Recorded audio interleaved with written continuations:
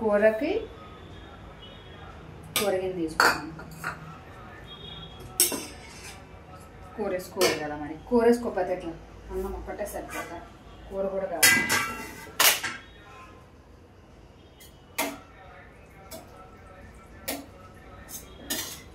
కూర కోసం చెప్పలేదు కదా, చెప్తాను.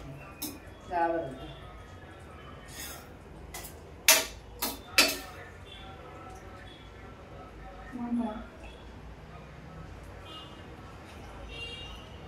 మీరే చెప్పాలి నా కూర ఏంటో అండి, సరేనా? ఎందుకంటే నేను ఏం కూర వండుకున్నాను, నాకు ఇష్టమైనది అని చెప్తున్నాను. న్యాచురల్గా పండిస్తాము, ఈ టైంలోనే ఎక్కువగా కాస్తాయి, అది కూడా పాదుకి కాస్తాయి. ఇంటి ఇచ్చాను, పాదులకి కాస్తాయి. పాదులు బీరకాయ కాదు, ఆనవకాయ కాదు. కూర ఎక్కువ వేసుకున్నాను, నాకు ఇష్టమైనది కనుక కొంచెం కూర ఎక్కువ వేసుకుంటాను. సరే,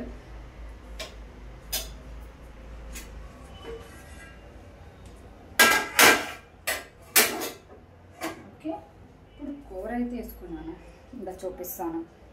తొందరగా చూపేయాలి మీరు, సరేనా? కూర అయితే వేసుకున్నాను, కానీ అన్నం కలుపుకోవాలి. కొంచెం గట్టిగా ఉంది, అయినా పర్వాలేదు. అన్నం కలిపినప్పుడు కొంచెం జాగ్రత్తగా కలుపుకుంటే సరిపోద్ది.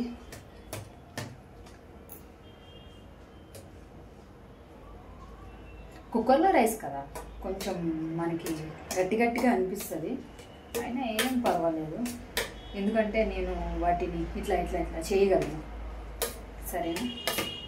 అయితే ఫ్రెండ్స్, మీరు ఈరోజు నాకు నచ్చిన కూర నేను వండుకొని తింటున్నాను కదా, అయితే కామెంట్ ఏం చేస్తా తెలుసా? నీకు నచ్చిన కర్రీ కామెంట్ చేయండి, ఒకవేళ అది కూడా నేను తింటానేమో చూస్తాను. అసలు మాంసాహారం కార్తీక మాసంలోన హైదరాబాద్కి వచ్చిన నుండి నేను మాంసాహారమే ముట్టలేదు. కార్తీక మాసం ఎప్పటికి పూర్తయిపోతుందో చూడాలి. చికెన్ తినను, ఎగ్ తింటాను, సరేనా? ఇలా బాగా కలుపుకోవాలి. ఇలా బాగా కలుపుకున్న తర్వాత, అయ్యో పడిపోయింది, సాల్ట్ ఉందో లేదో చూసుకోవాలి.